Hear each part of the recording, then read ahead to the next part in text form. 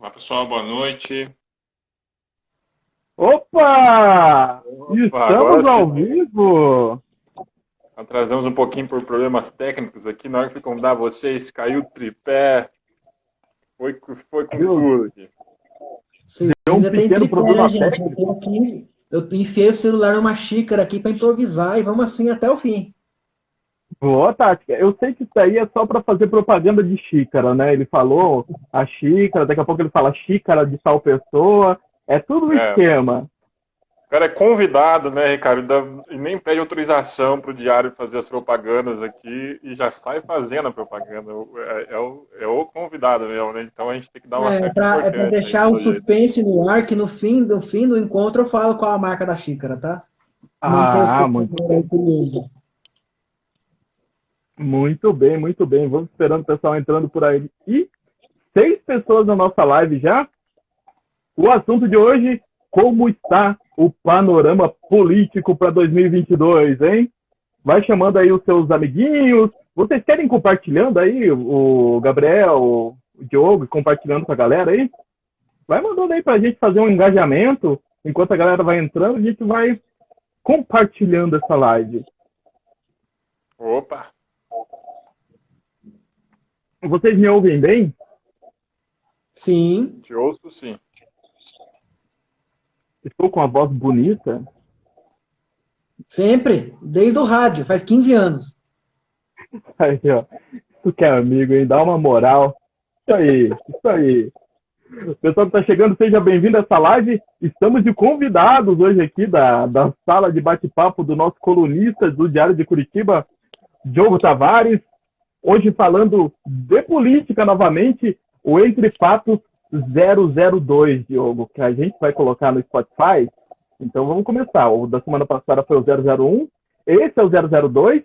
Seja bem-vindo você que está chegando.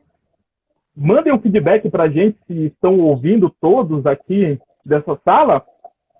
E o tema de hoje é o panorama político de 2022, comigo, o meu amigo Diogo Tavares, colunista do Diário de Curitiba, ele que é um colunista, um doutorando em ciência política. E hoje temos a presença também do nosso convidado. Eu vou abrir para ele primeiro, Diogo, para ele voltar mais vezes. É o nosso convidado que é mestrando em ciência política pela Universidade Federal do Paraná, estuda política comparada com foco em organizações partidárias. Ele que já foi colunista de política do jornal aí no interior de São Paulo, ele que é um cara bem conhecido no meio. Gabriel Marcondes, seja muito bem-vindo, Gabriel. Obrigado, Ricardo. Obrigado mais uma vez pelo convite. Sempre um prazer estar de volta aqui, junto com você, pelo Diário de Curitiba. Boa noite, Diogo. E vamos aí, né?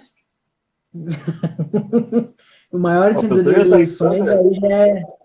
Aí, o bom é que a gente vai ver nos comentários aqui, os comentários vão desconcertando a gente, né? Eu sou um curioso. Desde criança, sou um curioso por eleição, né? E isso acabou desembocando na minha vocação profissional e na minha escolha de estudo aí de vida. Mas vamos junto tentar achar aqui, né? Responder perguntas, mas no fim a gente sabe, quando a gente estuda isso daqui, a gente deixa mais pergunta do que resposta. É um curioso que hoje vai tirar curiosidades do pessoal que está chegando. E seja bem-vindo, Diogo Tavares. Muito obrigado por estar ao meu lado mais uma sexta-feira. Tanta coisa para fazer numa sexta-feira. Está aqui junto comigo. Seja bem-vindo. Tanta coisa fazendo uma sexta-feira, a gente entra toda sexta aqui e falar de política, né, Ricardo?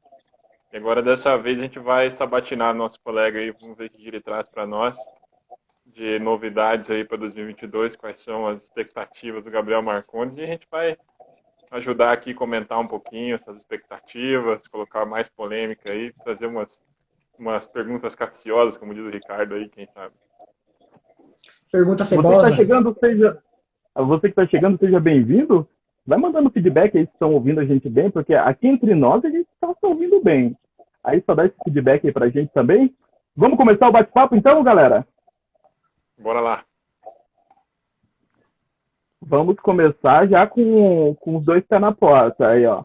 A decisão do STF que anulou as condenações do Lula na Lava Jato colocou o petista de volta na corrida eleitoral, né? ele ainda não tem admitido publicamente que vai se candidatar, ainda está fazendo aquele joguinho, mas só que a campanha e a busca por pessoas que ajudem, por busca por apoio já começou, né? Já está intensificada, e nos últimos, inclusive, o Lula já lidera a disputa pelo Palácio do Planalto com ampla vantagem. Eu tenho os dados aqui, ó.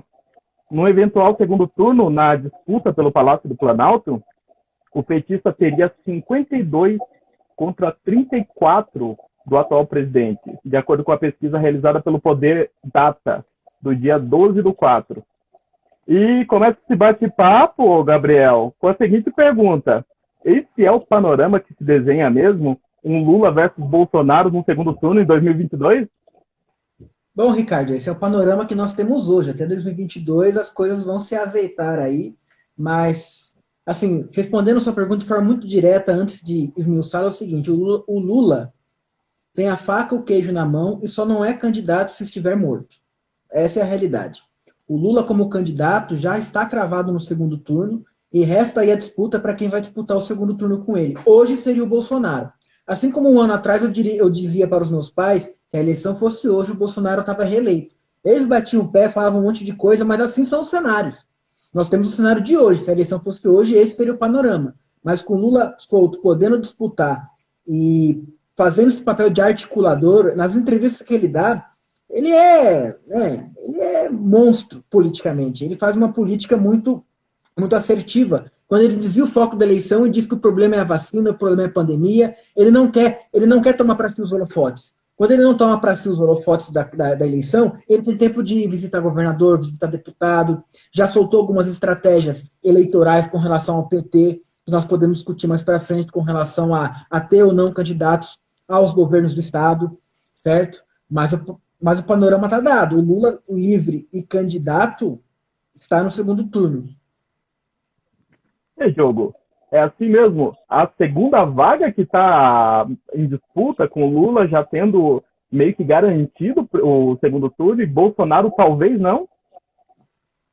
Olha, eu concordo com o Gabriel. No início da fala dele, ele já mencionou que hoje, né? Esse panorama que você leu da Data Poder é o panorama de hoje. Se nós teremos esse panorama daqui a um ano, em 2022, é uma outra conversa, né? Mas o que de fato a gente pode destacar é que o Lula é um indivíduo que é digamos assim, o maior fenômeno eleitoral do país, junto com o Partido dos Trabalhadores, né? Se a gente analisar bem, o PT na última eleição, mesmo sem o Lula, com o Lula preso, toda aquela campanha de Lula livre e tudo mais, mesmo assim foi o principal player das eleições com o Haddad na candidatura, né? Enfim, conseguiu atingir ali o segundo turno.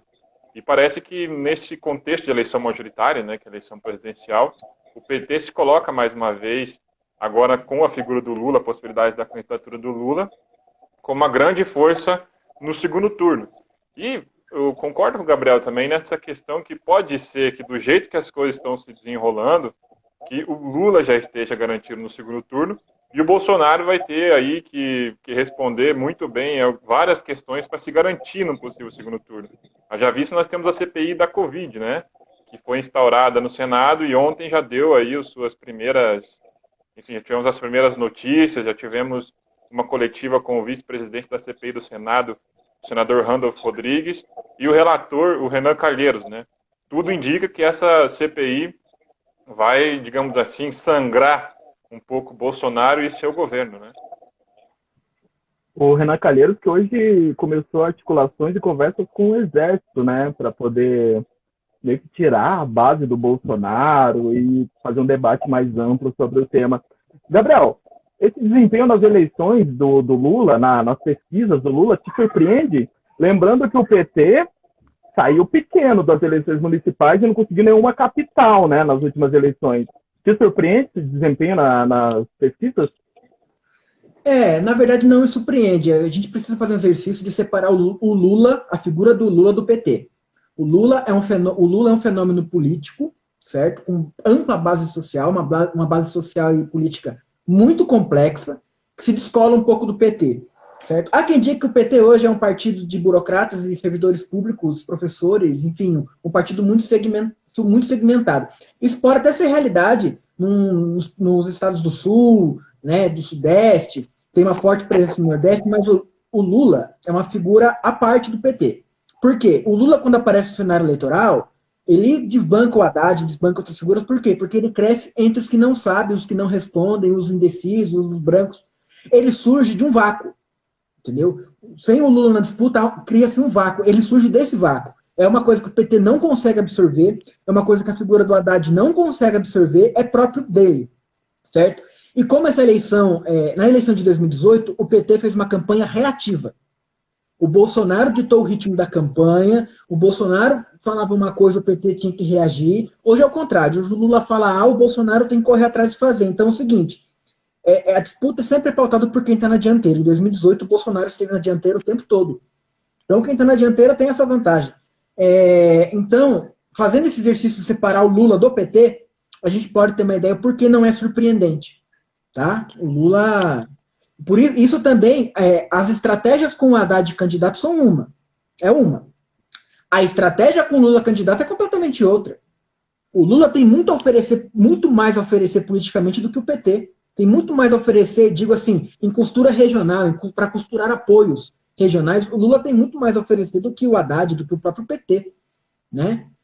Tem estratégias que o PT faz em relação ao Lula, que não pode fazer mais em relação a ninguém. Só que isso é outro problema para nós discutirmos em outro momento, que é o quanto o PT continua refém da sua liderança maior. Não só o PT, como a política brasileira, tudo nos últimos anos, tudo gira em torno do Lula, e isso traz alguns gaps, alguns problemas sérios para a política brasileira. Mas esse é assunto para uma outra conversa nossa, aí só chamar. Diogo, o Lula, inclusive hoje, saiu na Veja que ele já começou a costurar ali com o Freixo, assinou para o Freixo falando que o PT poderia apoiar ele na disputa ao governo. Aí ninguém sabe se o Freixo sai do PSOL ou se ele continua no PSOL. Mas ele também assinou ali para o prefeito do Rio, o Eduardo, né? Eduardo, como que é o sobrenome do Eduardo? É um branco agora. Eduardo Paes. E ele também assinou ali para o presidente da OAB. O Lula tem muita gingada, assim, mas juntando isso com a pergunta que eu fiz para o Gabriel, é surpreendente esse desempenho do Lula, esse alvoroço que o Lula, essa balançada que o Lula deu na política depois que voltou a ser um player viável? Ricardo, mesmo que a gente separe o desempenho do PT com Lula e sem Lula, ou separe Lula e PT, é interessante observar o quanto mesmo assim o Lula é um homem de partido. Diferente do Ciro Gomes, né, que tem aí uma história partidária trágica, como ele mesmo diz, né, que sempre está mudando de partido, então não consegue se consolidar numa máquina partidária, isso dá vantagens ao Lula, ele ser um homem de partido. Né? E eu acho que a principal vantagem é essa possibilidade de negociar nas instâncias, nas unidades federativas, a posição do seu partido, a posição do PT. Isso dá essa vantagem, como você falou, ele já negociando com o Freixo, com o Paes, porque aí ele troca, né, esse posicionamento do PT como protagonista nos estados por apoio nacional. Então essa é uma moeda de troca muito, muito boa para o Lula, muito boa para o PT, que outros partidos não têm. O que eu quis dizer na primeira fala, lembrando uma das características do sistema majoritário, essa ideia de eleições presidenciais, né, sistema majoritário, é que ela sempre favorece dois principais partidos.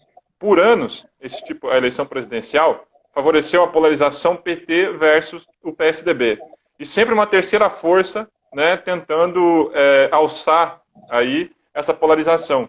E isso o Bolsonaro, não enquanto um partido, mas enquanto um movimento, conseguiu substituir o PSDB.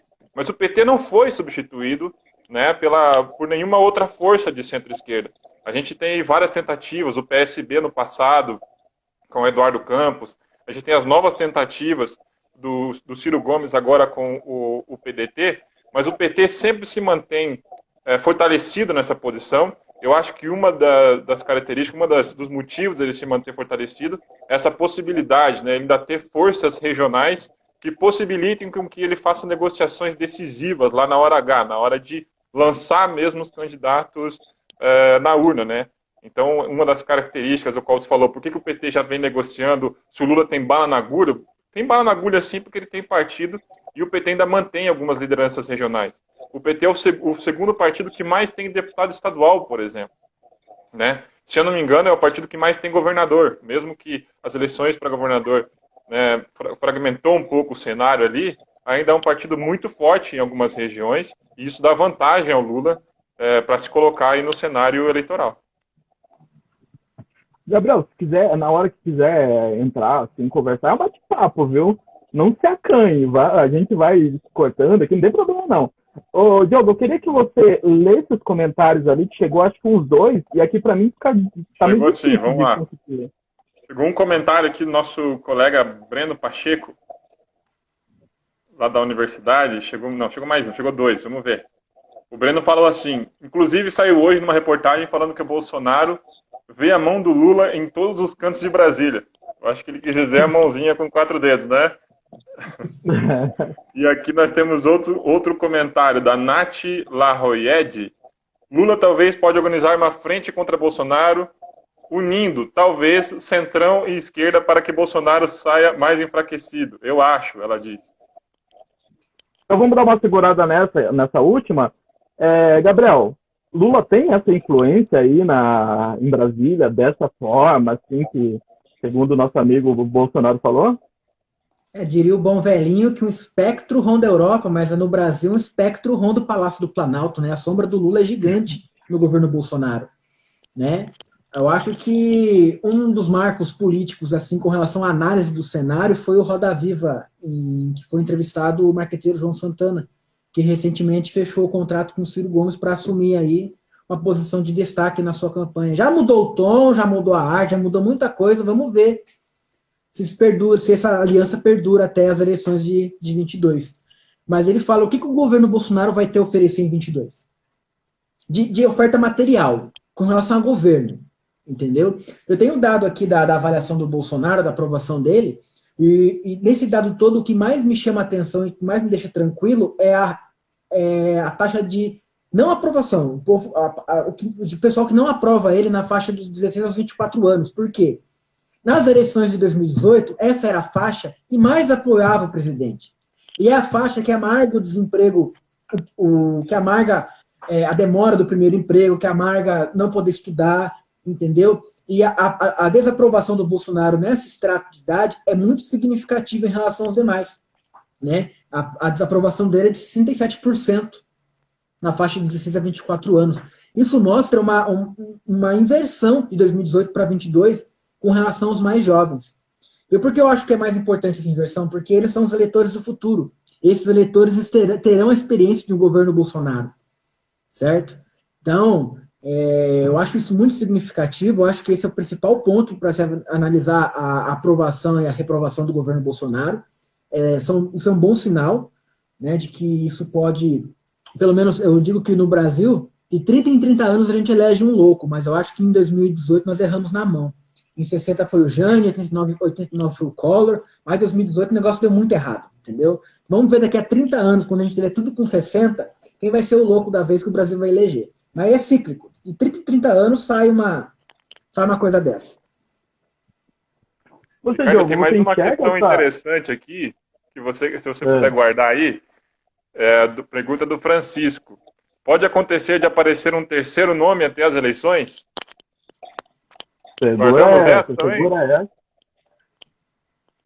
Segura essa que a gente também já vai tocar nesse assunto aí. E, Diogo, você vê essa sombra do Lula? Hoje na CNN saiu uma matéria falando que as siglas do centro, do centrão, detectam uma polarização consolidada entre Lula e Bolsonaro. Eles que tinham ali pensado em Mandetta, pensaram no governador do Rio Grande do Sul, agora eles estão vendo o que vai dar desse jogo. Você enxerga já essa influência do Lula, essa sombra do Lula também? Eu acho que a sombra do Lula, Ricardo, ela é, digamos que eleitoral, essa sombra em Brasília, né? Porque eu acho que se a gente for falar de sombra em Brasília, o Bolsonaro ele tem diversas outras pressões, né? A gente não pode desconsiderar a força que o próprio PMDB tem em decidir as coisas ainda em Brasília, uma coisa tradicional, principalmente no Congresso.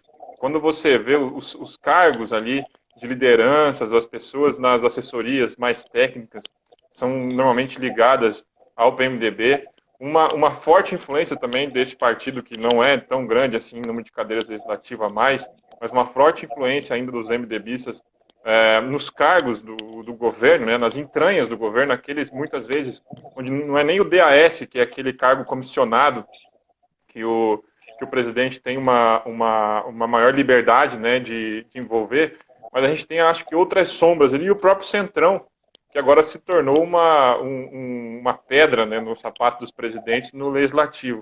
Mas o Lula, acho que por ser um fenômeno eleitoral, fica essa sombra, como brincou os colegas, fica essa mãozinha ali, sempre aparecendo como um fantasma para o Bolsonaro. Acho que é muito nesse aspecto eleitoral, né? Mas também tem a questão de que o Lula tem pautado o Bolsonaro muitas vezes, né? Quando o Lula faz alguns discursos, como o Gabriel falou, o Bolsonaro tem ido atrás, ele tem respondido, buscado dar alguma resposta a algum discurso do Lula. Então, acho que o Lula passou também a pautar um pouco da agenda política do país de uns tempos para cá. Então, vamos segurando a conversa do pessoal aí. O meu tripé tá desequilibrado aqui, gente. Senão vai adiantar nosso assunto aqui, mas a gente vai chegar lá. O pessoal que mandou essas perguntas, a gente vai chegar lá. Gabriel, com a chegada do Lula à corrida eleitoral, nomes que eram cotados para disputa já deram sinais de adiar os sonhos de se tornar presidente da República e pleitar aí uma cadeira para governador. O exemplo é o Dória, que o Dória também tem problemas internos no PSDB, né? O inimigo dele é o nosso Aécio Neves, tem uns problemas lá que talvez ele não saia na corrida eleitoral para presidente. E o Boulos, né? O Boulos também falou, já deu a entender que vai para o governo. E eu queria te perguntar o que acontece com o pessoal. Toda vez que ele escuta o nome do Lula, as perninhas do pessoal tremem, Gabriel. Eles evitam disputa com o Lula, Gabriel? Não, na verdade, sim. O PSOL nasce de uma cisão, né, um racha do PT que, durante o governo Lula, com relação à pauta da reforma da Previdência do governo Lula. Eu acho que a questão é mais assim, o PSOL é um partido muito fragmentado. Nós costumamos brincar que o PSOL é um partido que tem mais corrente e tendência do que filiado. Então, assim, a disputa interna, falta uma liderança ao PSOL. Certo? Falta uma liderança ao PSOL que seja capaz de aglutinar essas divisões internas do partido. E isso torna o partido um pouco errático. Você tem uma identidade nacional do PT, mas você não tem uma identidade nacional do PSOL. O PSOL do Rio de Janeiro é completamente diferente do PSOL do Paraná, por exemplo. Né? Então, é um partido ainda muito regionalizado, é um partido diferente do PT, porque nasceu com membros do parlamento, não nasceu de movimentos sociais, não vem de baixo para cima, não teve aquela experiência de construção que o PT teve. Mas, assim, eu vejo o posicionamento do PSOL, que o PSOL é um partido que luta pela sua própria sobrevivência, com relação a cláusulas de barreira, para eleger deputado, né? É um partido que tem outros objetivos antes de alçar candidato ao governo, à presidência. Muitas vezes lança para, né, catapultar a sua chapa de deputados, de vereadores, enfim, é um partido que está ali para assumir, né, posições. Para assumir posições. E é um partido muito importante no esquema ideológico dos partidos brasileiros, ainda que seja muito fraco, que é um partido que está ali sempre para lembrar o PT. Entendeu? O PSOL é um partido, sabe, que para o PT ideologicamente é uma pedra no sapato. Porque está ali para lembrar sempre o PT das suas pautas de início, de como o partido foi para o centro. Então o PSOL exerce um papel de importância na esquerda brasileira. Entendeu? De lembrar ao PT, que é o maior partido do país, o maior partido de esquerda da América Latina, do seu passado, de algumas bandeiras que ele deixou de lado. Né? Mas, na minha avaliação pessoal, o Guilherme Boulos precisa ser vereador, deputado, senador, precisa ter experiência política e institucional. Essa insistência recorrente de executivo, executivo, executivo, talvez trilhando os passos que o Lula trilhou lá atrás, não sei, eu acho assim, o PSOL é um partido que deveria focar em eleger deputado e aproveitar para fazer aliança. O PSOL, o Guilherme Boulos não está na frente do Haddad para o governo de São Paulo, inclusive. Se vai costurar aliança no Rio de Janeiro, vão deixar São Paulo avulso. Então, assim, para pensarmos na eleição nacional em termos de partido, a gente precisa analisar os cenários locais. Se o PT abrir mão do Rio para apoiar o Freixo, o Boulos está morto em São Paulo. Sabe? Uma coisa não vem sem a outra. É mais ou menos por aí, cara, essa relação do PSOL com o PT. Diogo, o PSOL, ele, com essa eleição aí do Boulos, que foi pro segundo turno, que foi inclusive uma campanha inteligentíssima, né? Você acha que ele não alcançou ainda a amplitude nacional para pleitear uma coisa maior, a presidência mesmo, a poder passar pelo menos dos 10%, aquela barreirinha ali? Ainda não tem tamanho para isso? Eu acho que não. Lembremos também que o pessoal elegeu Edmilson Rodrigues lá em Belém do Pará, né, como prefeito, primeiro prefeito de capital do PSOL, mesmo que a gente tenha lembrado aqui mais da campanha do Boulos, né, em São Paulo. Mas eu concordo com o Gabriel, o PSOL ele é um partido satélite ainda na esquerda brasileira, né? Nós temos ali o PT como um partido pivotal, e o PSOL vem com um partido muito importante no quesito ideológico, mas ele ainda é muito satélite, não tem também as raízes do PT, né, as raízes no movimento social, e também falta ali experiência de governo. A gente vai ter agora a experiência do Edmilson Rodrigues, lá em Belém do Pará, mas eu concordo, Gabriel, acho que algumas lideranças do PSOL tinham que pensar, dar um passinho atrás antes, pensar em algumas experiências de governos locais, alçar mandatos legislativos, pensar em sobreviver a cláusula de barreira, mas eu acho que um pouco dessa ideia não é porque quando o Lula se coloca, o PSOL dá um passo para trás. Pode ser que já pensando nessa ideia de não sobreviver possível a última etapa da cláusula de barreira lá em 2030 e tudo mais, o PSOL já esteja pensando em voltar a ser uma corrente dentro do PT. Isso não pode ser descartado, né? Então esse relacionamento entre os dois partidos tem um pouco disso também, né? O Boulos, inclusive, ele diz em entrevista, a última entrevista que ele deu a entrevista para a menina da CNN, né? Gabriela Priori, é isso, né? Priori. O nome dela. Ele falou para ela que ele abriria a mão de uma candidatura por a tal da Frente Ampla. E agora vamos entrar, então, no assunto da Frente Ampla, porque o Boulos disse isso, o Ciro já vem conversando com a CM Neto, o presidente do DEM, para tentar uma união centro-esquerda-direita, uma união doida, né? Centro-esquerda-direita, ali meio que os dois lados da mesma moeda, numa tentativa de se contrapor a Lula e a Bolsonaro ao mesmo tempo. Vocês podem comentar depois se isso é uma estratégia inteligente ou não.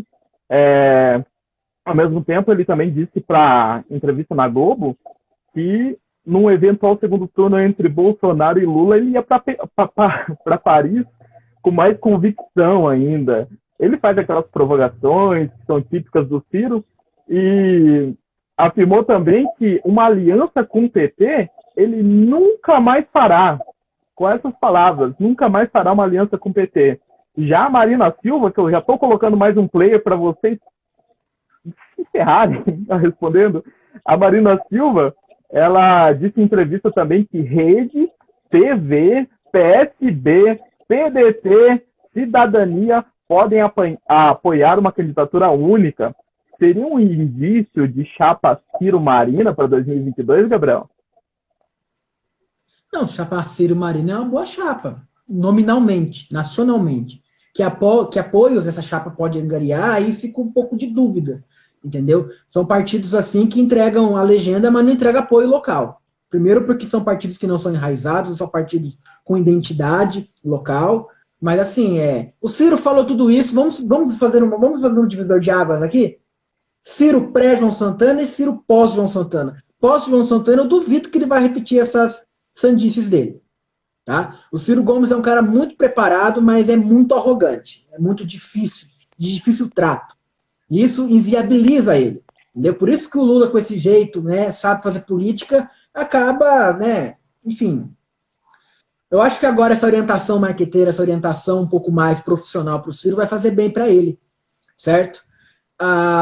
Mas assim, é preciso pensar a nível de partido como vão estar. Eu até peguei aqui os cenários, né, dos principais estados aqui, né? A Bahia está dando DEM no primeiro turno. A Bahia. O PT não faz 25%, o DEM faz 50% com a Semineto.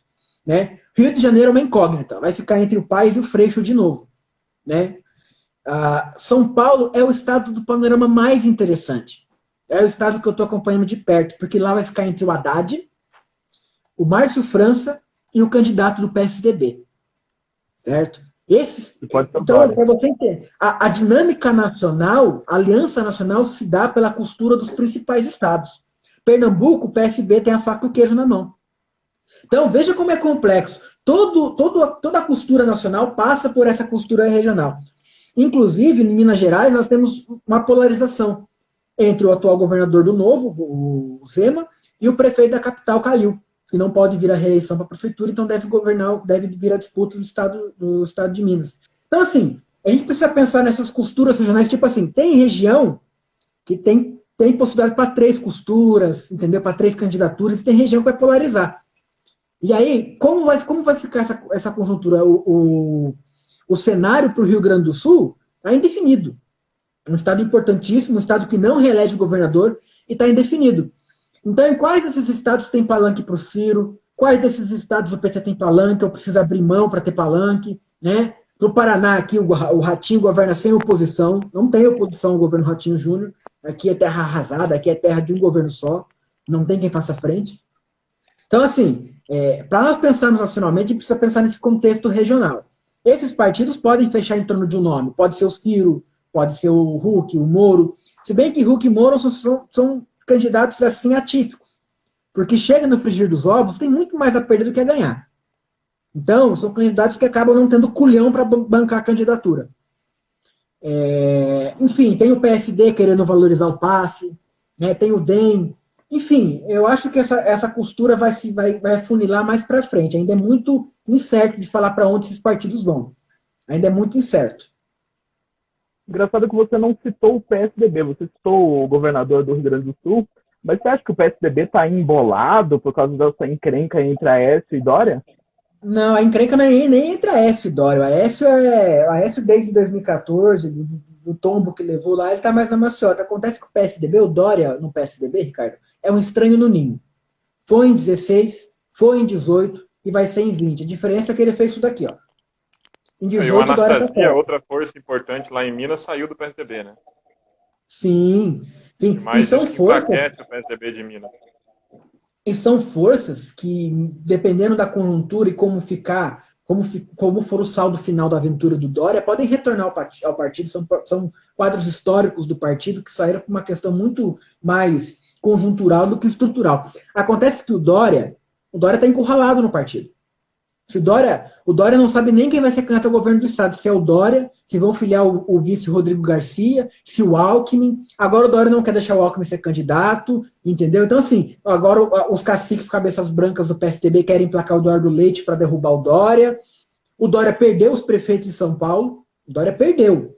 O Dória foi o primeiro governador do estado de São Paulo que fez uma política, né, uma aliança de prefeitos assim horrorosa, muito por conta da pandemia, por conta de atitudes em relação à pandemia, discordantes dos principais prefeitos, que sempre formaram a base de apoio do PSDB no estado de São Paulo. Isso se reflete nas pesquisas de intenção de voto. Hoje o Dória está atrás do Alckmin. O Alckmin em terceiro e o Dória em quarto. Um cenário que tem os dois. E ainda quando tiram um dos dois, eles não saem na terceira posição. Tende a ficar polarizado entre o PT e uma nova força. Né? Para nós que somos paulistas, né? Depois de 24 anos, inteirando 28 aí de PSDB, é até um alento ver, pela primeira vez, o PSDB não está nem na primeira nem na segunda posição para a disputa do governo do estado de São Paulo. E Diogo, novo, né, Gabriel? Eu queria só até colocar mais uma pimentinha de Gabriel falou de São Paulo, Ricardo. E o Márcio França, como é que ele entra nessa? Já que eu já ouvi outras vezes o Gabriel falar que o Márcio França ele não teve sucesso municipal porque parecia que a razão de ser dele, até eleitoralmente, seria polarizar com o Dória. Então, como que fica o Márcio França nesse cenário aí? Com o Dória parece enfraquecido nessa aliança de prefeitos que você falou. E se o Dória acabar sendo o mesmo candidato, e se não for o Dória, o Alckmin entra, como é que fica o Márcio França nisso daí? Que é um candidato favoritíssimo, né? Um detalhe para colocar mais uma pimentinha aí no seu comentário, na sua pergunta a ele. Nas eleições do governo, o Márcio França foi melhor na capital, né? E o Dória foi melhor no interior. E agora, na eleição municipal, ele foi muito mal nas eleições. Foi muito mal, mas parece que ele... né? E ele reaparece no cenário estadual quando se fala de eleição estadual. É muito curioso isso que acontece em São Paulo. Mas o desempenho do Márcio França na prefeitura de São Paulo tem nome e sobrenome. Guilherme Boulos. O que o Boulos fez em São Paulo foi um fenômeno. Foi uma campanha diferente de tudo, outra pegada, um eleitor mais mais de grande centro urbano, mais cosmopolita. A campanha do Boulos foi muito efetiva, certo? Mas a campanha do Boulos não pega no interior, a campanha do Boulos não chega em Ribeirão Branco, não chega em Itaberá, não chega, né? Ali é prefeito na veia, e as alianças com prefeitos não são, né? Quanto menor o nível, menos partidárias são as alianças. Ali o negócio é mais... Eu lembro da eleição de 2014, os prefeitos faziam campanha de uma presidente Alckmin governador, sem pudor nenhum, é assim que funciona. São governistas, né? Não importa, prefeito do PT, do PSDB, prefeito do MDB, era essa aliança, é assim que funciona, né? O Márcio França não foi para o segundo turno por conta desse fenômeno, só que, vamos lembrar, o Dória ganhou do França por menos de 2%. Foi eleição voto a voto, certo? O Dória não foi essa figura toda, né? O Dória, bem ou mal, ganhou ancorado no Bolsodória. Isso ele não vai conseguir apagar, se ele é candidato a presidente ou governo do estado, né? Eu sei o que você fez no verão passado, essa aliança vai ser cobrada, né? O engraçado do Dória é que, analisando a questão aqui, saindo um pouco do estado do Paraná, é que o Dória perdeu a base de apoio que teve em relação ao Bolsonaro e não ganhou nada de volta. A base que ele ganha de apoio são de pessoas que dificilmente votarão nele em 2022, tanto para presidente quanto para governador, né? E o Márcio França tem uma política com prefeitos muito mais desenvolvida, muito mais elaborada, tem um contato direto com os prefeitos, só que aí cria que o problema do Márcio França agora não é o Dória, é o Alckmin. Porque o Márcio França ainda é muito atrelado ao Alckmin, não só por ser vice, como por ter apoiado ele para presidente, apesar do desempenho do Alckmin. Então, assim, se o Alckmin é candidato ao governo do estado, né, inclusive já vi nota de que a presidência nacional do PSB já ofereceu o PSB para o Alckmin ser candidato ao governo do estado de São Paulo. E aí como é que fica o França? Entendeu? Então, assim, ali em São Paulo, que é o mais importante, né, colégio eleitoral do país, a coisa está muito complexa, está muito... E o Haddad é o seguinte, o Haddad pode até ficar em primeiro e segundo, mas no segundo turno não ganha. Mais complicado não para ele, vai, né? Não, o PT sempre teve voto para chegar no segundo turno, mas não ganha. Quem for contra o Haddad no segundo turno, seja Dória, seja França, ganha. É aí que está a questão, entendeu? Ler alguns comentários aqui? Manda bala. Nath Loroyes, de novo, falou aqui, ó, o antipetismo é muito maior e o Boulos, embora tenha feito debates incríveis e campanha impecável, para a grande massa pode vir a ser um PT parte 2, mas poderia reorganizar a esquerda e sair da sombra do PT. Aí um monte de gente aqui foi entrando, dando um oizinho. O Francisco Vasques Ferreira, esse cara aqui é meu irmão, tá? Ele tá aqui tentando complicar a gente. Ele falou aqui, ó, Minas é um estado que desenvolveu muito, né? A gente já vê um pouco do viés ideológico do comentário aqui, e o cara gostou do Partido Novo. Vamos comentar isso também. Mas ele também comentou aqui, ó, o Boulos não passa de Taboão da Serra. Concordando com o Gabriel aqui e riu da expressão do Gabriel que o Boulos não passa da capital. Viu? É engraçado, a política é uma coisa maravilhosa, né? Foi justamente o governo Zema, do Novo, que deu o maior reajuste salarial para os servidores públicos do Brasil, para policial e professor, quase na casa dos 40%. Foi o Zema que deu, gente. Olha, a política é complexa. Hã? É o Novo. É o Novo, isso realmente é novo. Mas é engraçado que ele é bem Bolsonaro no sentido de se discrepar com a política legislativa, né? Ele mesmo estando no estado onde os governadores têm altas prerrogativas, um poder muito maior até que dos presidentes na hora de lidar na relação entre poderes ali, ele se estrepa, ele tem problemas políticos lá, direto, e administrativos também. Eu acho que isso dá uma certa vantagem ao prefeito da capital de Belo Horizonte, ali na campanha eleitoral, né, ao Calil. E interessante que Minas, grande da seleção, exatamente. Mas em Minas vai polarizar entre Zema e Calil, mas Zema está na casa dos 40 e o Calil na casa dos 25. Então o Calil tem que sair da capital e ganhar o interior, formar um arco de aliança ali com o MDB mineiro, com outras coisas. Só que a dúvida é o seguinte, o palanque do Zema é do Bolsonaro. o palanque do Calil vai ser de quem? Porque ali vai ficar entre os dois, né? Só que aí quando o PT, aí que eu falo, falando das estratégias, quando o Lula chega pro PT e fala, nós só vamos lançar candidato a governo do estado onde a gente ganhar. Minas não é o caso. Aí chega pro Calil o seguinte, Calil, você quer ser o candidato do Lula em Minas Gerais? O que o Ciro tem a oferecer em frente a isso? Pouca coisa. Né? E o Calil, na minha avaliação, é o que de melhor surgiu nas eleições erráticas de 2016. Calil era um outsider, inexperiente, né, um iniciante, né, ganhou a eleição muito no discurso sisudo, grosso, chucro, pesado, mas que tem apelo popular, sentou na cadeira da prefeitura e fez um bom primeiro mandato, foi reeleito em primeiro turno, né, acabou com forças políticas oposicionistas ali na Grande BH. Então, né, Minas Gerais sai de um cenário de terra arrasada nas eleições de 2018, só restou o Calil. Né? Então, e Minas é um estado muito complexo. Os últimos presidentes do Brasil, quando as eleições foram muito apertadas, o resultado, leia Minas. Minas elege o presidente do país. Minas é o extrato médio do Brasil é o estado de Minas Gerais. É mineiro. Ô, Diogo, eu queria te perguntar, se voltando um pouco uma página, Ciro Marina 2022 é uma união que pode colocar água no chope do Lula ou talvez do Bolsonaro? Ou o Ciro vai chorar as mágoas em Paris dessa vez de novo? Eu tenho minhas dúvidas, Ricardo. Por quê? Eu já conversei, inclusive, com o Gabriel sobre esse assunto da terceira força, que pode vir a se tornar a segunda força no lugar do Bolsonaro.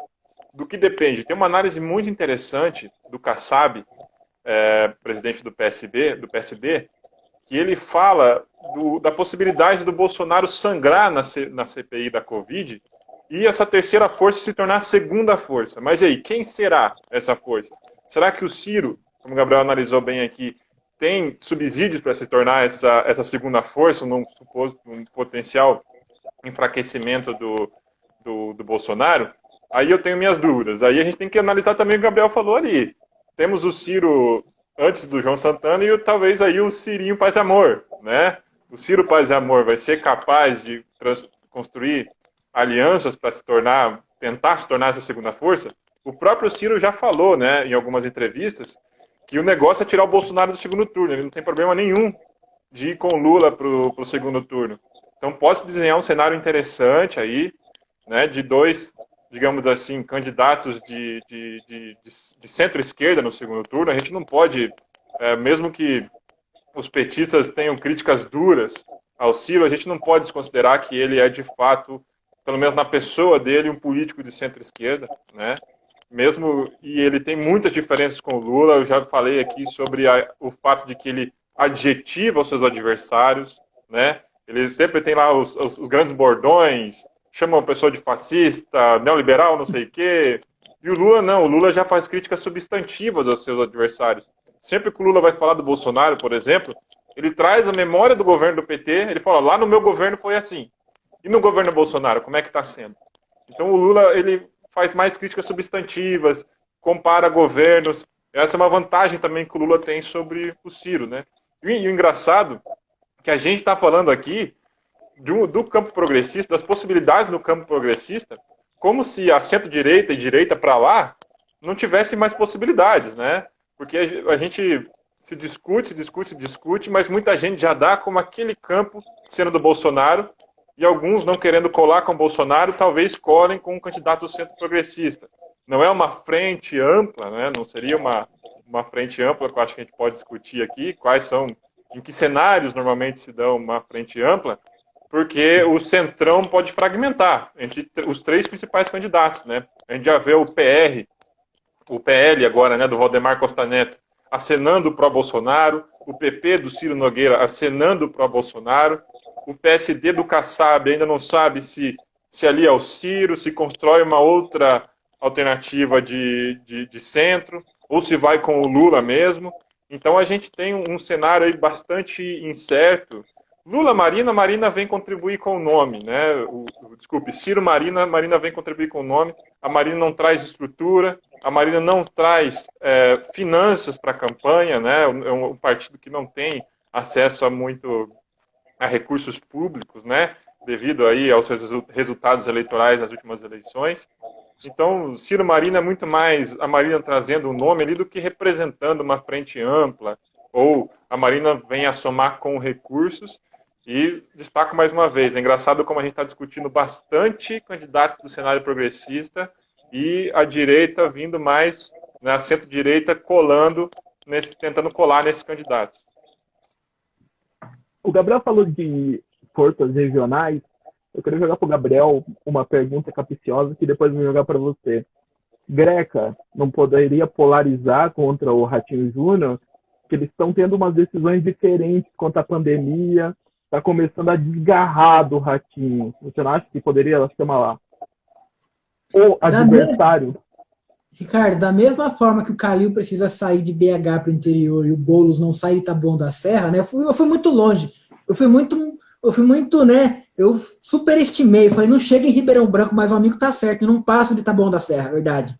Né? De Taboão da Serra para Ribeirão Branco tem mais de 400, que tem o quê? 300 quilômetros por aí brincando. Então é coisa grande. 350 alguma coisa. Pois é, o Francisco diminuiu sua expectativa ali. Você estava indo muito longe. Peraí, vem mais pertinho aqui. Eu superestimei o Boulos, né? Não passa de Taboão da Serra da mesma forma que o Greca não sobe São Luís do Purunã. O Greca não sobe a serra. Entendeu? O Greca não vai com seu golzinho ali 1.0, não passa de Purunã, mas nem com reza brava. Mas é que eu falo que é política de terra arrasada. Né? Tem que ver, falando do Paraná agora, né? Vai ter o Ratinho Júnior, dificilmente tiram a eleição dele, mas agora a gente tem que ver um movimento de 3 peças, certo? A família Barros Borghetti, de Maringá, que foi quem tentou rivalizar com ele na última eleição, que pito que toma, né? Na família mesmo tem alguns nomes que podem vir candidatos ao governo do estado, e não vou falar de partido, tá? No caso do Paraná não dá para falar de partido. Vamos falar de... Paraná a gente fala de famílias, né? Vamos falar da família Requião e da família Dias. Que pito toca Roberto Requião? Vem ao Senado? Vem ao governo? A deputado? Eu acho que uma figura como o Requião se depara com uma situação dessa e fala, não, eu não vou discutir política numa LEP, com X, Y deputados que lá estão. Muito menos vou discutir com os deputados federais do Brasil. Que pito toca Roberto Requião? Roberto Requião é um nome, né, histórico do Paraná, né, as eleições aí estaduais, desde 89, desde 90 aí, o nome Requião está sempre em voga, né, Requião contra tudo e contra todos, então que rumo vai tocar o Requião? E principalmente o Álvaro Dias. Eu acho que dificilmente o Álvaro Dias vem à reeleição para o Senado, depois do tombo que levou nas eleições nacionais de 2018, né? E tem que ver se o Álvaro Dias é um político experiente, vai fazer política com a cabeça ou vai fazer política com o fígado. Porque ainda que o Álvaro Dias não tenha condições de disputar o governo do Estado, ele tem condições de atrapalhar um pouco a vida do Ratinho. Certo? Podemos lembrar que os 3 senadores do Paraná são do mesmo partido, mas os 3 senadores, Oriovisto Guimarães, Flávio Arnes e Álvaro Dias, não têm estofo para disputar o governo do Estado com o Ratinho. Eu vi análises recentes falando do nome do Luiz Cláudio Romanelli como nome ao governo do Estado futuramente. É um nome experiente, né? Eu particularmente gosto muito do trabalho do deputado Romanelli, acompanho há alguns anos, mas o problema é que os nomes que surgem no panorama paranaense para o futuro estão todos sob o guarda-chuva do Ratinho. Só que também temos que lembrar que o Ratinho estava sob o guarda-chuva do Beto Richa. Então vamos ver como se desenvolve nos próximos anos. Acredito que o nome do Romanelli é um nome para 2026. Vamos ver como vai estar o cenário, uma sucessão do Ratinho. Mas falar de 2020, de 2022 para o Paraná é muito complicado. Acho que para mim é triste. Vamos falar, é triste. É triste, né? E o palanque do Ratinho Júnior é o Bolsonaro. Eu quero trazer um pouco do porquê que eu coloco esse adjetivo triste, porque pra gente que gosta de política, gosta de eleição e admira a democracia, a gente gosta de competição, né? E no Paraná a gente tem um cenário nada competitivo, né? A gente ainda fica esperando movimentações de players muito antigos, como o Requião e o Álvaro Dias, Então a gente ainda está falando, continuamos falando de famílias e de players bastante antigos que não dão espaço, inclusive, para uma renovação, né? Agora, eu acho que o que mais vai ser interessante aqui no estado do Paraná vai ser a disputa para o Senado, porque nessa vez a gente tem uma vaga, a gente tem aí, supostamente, né, o Álvaro Dias, que sempre vem nessa vaga, e será, como o Gabriel apontou bem, ele tenta de novo, com essa derrota cachapante que ele tomou nas eleições nacionais, será como que está o filme dele aí no interior do estado e tudo mais. E mesmo que ele tenha, eu acho que pode ter sido até estratégico ele trazer os outros dois senadores para o partido dele, né, o Podemos, para ver se ele consegue criar ali digamos, aumentar a geografia eleitoral dele com a ajuda desses outros dois senadores. Pode ser uma estratégia, mas eu destaco aqui outros nomes, como o Fernando Giacobo, que é um deputado federal aqui do Paraná, do PL, que eu já ouvi rumores que ele vem construindo também a sua geografia eleitoral ali na região oeste, sudoeste, para concorrer ao Senado. E ele tem apoios fortes, inclusive aqui na capital, ele tem também, elegeu aí próximo da região metropolitana, ele tem alguns apoios, tem a própria Cristiane Yared, uma deputada bem votada aqui na região, elegeu um número considerável de prefeitos pelo que o PL tinha no passado, na sua região ele domina bem, já foi aí conhecido como um deputado campeão de emendas parlamentares no interior, então é uma figura interessante. Não sei se ele vem para disputar nessa vaga única agora, né? Mas é também uma figura que se fala pouco, uma figura interessante, que no Estado, na Assembleia Estadual, acho que quem faz um trabalho muito parecido é o Luiz Cláudio Romanelli, que ele tem um trabalho muito parecido com o Giacobo no Norte Pioneiro, né? Esse negócio de trabalhar ali bem com as emendas parlamentares, no contato com prefeitos, aumentar a sua geografia eleitoral, para além da ideia de conversa entre partidos, né? Então o Giacobo e o Luiz Cláudio Romanelli trabalham os dois aí com um cenário futuro, talvez, mas acho que o Giacobo pode despontar aí para o Senado. Adicionando aqui para vocês, que a gente já está quase no limite, tem como você ver quanto tempo de live tá aí, Diogo? É só clicar no ao vivo aí. Isso. É 1 hora no máximo? É. Vai acabar, então. Acho que a gente está com 52 minutos. 52 minutos? Então vou trazer dados para vocês rapidinho para a gente já ir para finalizar. Dados do Poder Data. Lula no segundo turno, 52%, Bolsonaro, 34%. Huck é o segundo mais bem votado num eventual segundo turno. 48 contra 35. Ciro, que nas outras eleições era um dos que apareciam ganhando de Bolsonaro, agora está empatado, 38 a 38. Dória perde no segundo turno, 38 a 37. E Sérgio Moro, o Sérgio Moro de Maringá, né? É o pato de Maringá. Eu ia falar que o Diogo ele fez um bico assim, ó. Acho que ele lembrou da mesma coisa que você acabou de comentar. Foi da mesma coisa, mas eu não quis adjetivar, não quis dar apelido pro coleguinha. Então vou na cara logo para vocês responderem aí, dando uma explanada rápida. Qual combinação de aliança seria ideal para enfrentar Lula e Bolsonaro? Desse universo Lula-Bolsonaro. Seria Ciro Marina, que a gente falou? Seria um Luciano Huck entrando com o Novo, que sempre está namorando com o Novo? Seria um Luciano Huck Moro? Vocês enxergam alguma dupla assim, que faria barulho e entraria com tudo nesse universo que tem Lula e Bolsonaro com uma votação já meio que estabelecida? Ricardo, a safra de sou gestor, não sou político acabou. Essa desgraça acabou. Chega de amador. E isso vai se repetir nas eleições nacionais. Huck e Moro não têm condições, para não dizer culhão, para manter uma candidatura. Esses votos vão evaporar. Eles têm mais a perder do que a ganhar. Aliás, Sérgio, a gente falou do Álvaro Dias, como vai ficar também a figura do Álvaro Dias com o desgaste da Lava Jato? Ele se associou demais à Lava Jato.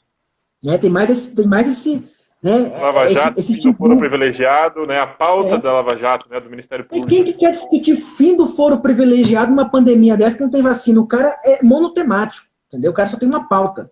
Um cara de pauta única, o fim do foro privilegiado é a renda básica do Álvaro Dias, é igual o Suplicy. Mas, Ricardo, não vai ter chance. Não se cria um nome do nada. Né? Para não dizer que não se cria um nome do nada, O único nome vindo de fora que pode fazer ali seus 5%, seus 6%, que nacionalmente é muita coisa, é um Danilo Gentili da vida. Certo?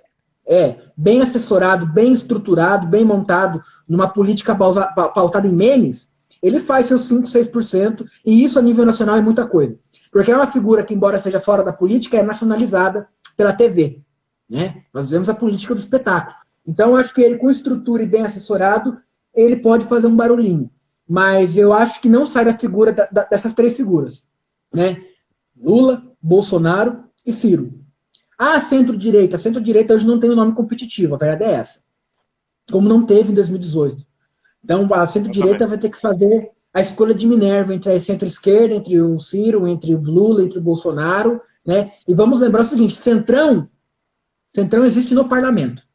Fora do parlamento são os partidos individualmente buscando formas de eleger o maior número de deputados possíveis. Então, o Centrão é um fenômeno político do parlamento, isso é uma coisa que o Diogo pode discutir com muito mais habilidade do que eu, mas em eleição não existe o Centrão não disputa eleição. Quem disputa eleição é o PSD, o PP, o PTB, o PL, né?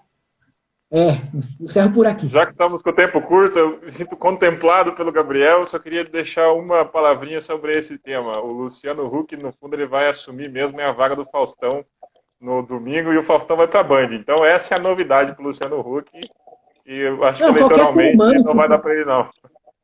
Qualquer ser humano no lugar do Huck não troca o Domingão do Faustão pela presidência. O Domingão do Faustão é muito melhor que a presidência.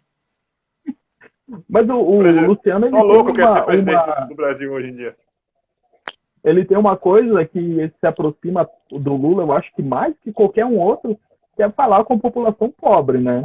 Ele fala muito bem, tanto que ele... Você acompanha ele no Instagram, ele colocou aquele vídeo do Gil do Vigor, já foi meio com cara de campanha. Então ele fala muito bem com a população pobre. Eu acho que é importante, inclusive, esse trabalho dele, Ricardo, mesmo que tem muitos colegas que criticam, mas eu acho que é muito importante esse trabalho dele, ele se colocar como um membro da sociedade civil preocupado. Eu acho que tem um trabalho educativo muito bom, esse trabalho que o Luciano Huck está fazendo, mesmo que ele não seja candidato. Eu não sou alguém que patrocina a ideia de que seja uma boa ideia de ser candidato, mas ele faz um trabalho muito bom enquanto sociedade civil.